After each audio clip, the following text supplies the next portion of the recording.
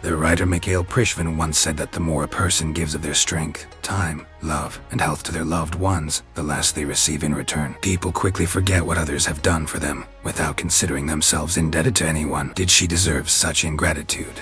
Or is the American psychologist who said that people will never treat you the way they treat themselves right? Elena believed that at least her children would support her in old age. Example from life. A woman named Elena, 75 years old, always helped as much as she could to relatives, colleagues, and friends. But in the end, her children sent their mother to live out her days in a small apartment on the outskirts of the city. Her pension is small, and Elena struggles to make ends meet. But what about all those she supported? They forgot about her. They didn't call or visit, but they always perceived her as a strong and self-sufficient woman who always handled any difficulties easily, never asking for anything from others and not demanding anything. All the sacrifices she made as a mother were taken for granted, so it turns out that a generous, kind, and open person ultimately has nothing, not even simple respect. All the best in life goes to others, to greedy, selfish, and self-serving people. They are more valued, looked up to, and imitated. But do you really have to become a real scoundrel for people to have even a drop of respect for you? Japanese wisdom teaches that this is not necessary. Relying only on yourself when trouble comes. Rely on yourself. Unfortunately, it is true.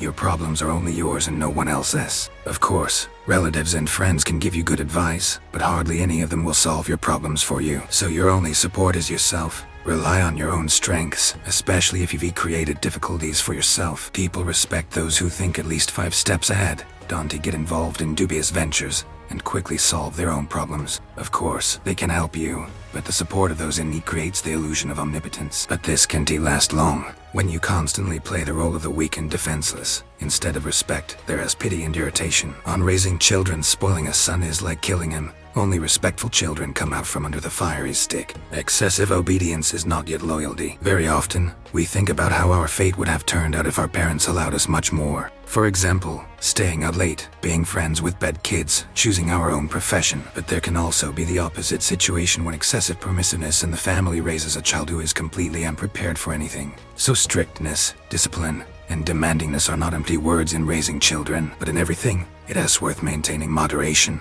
On spousal relationships, a good husband is always healthy and not at home. Surprisingly, but true. Couples who spend the least time together live to celebrate their diamond wedding anniversary. A rich life, individual hobbies, provide food for thought and evening conversations, as well as allow you not to dissolve in your husband or wife. Each person in the family should have time for themselves. A word about words, a knife wound will heal, but an insult one tea. You can take back a spit. Once upon a time, there were many books on the art of argument on the shelves of bookstores. Conflict resolution taught us that even in the heat of a heated argument, it is worth choosing words and expressions carefully. They can hurt a person deeply, and you might lose them. Restraint and tact are excellent qualities of a respected person. On choosing your circle, it is better to be the enemy of a good person than the friend of a bad one. Here, Japanese wisdom echoes a Russian proverb. Tell me who your friend is, and I'll tell you who you are. Indeed, if you have not so good people in your circle, for example, liars and scoundrels, their shadow falls on you as well. So it is worth being smart about choosing friends and acquaintances.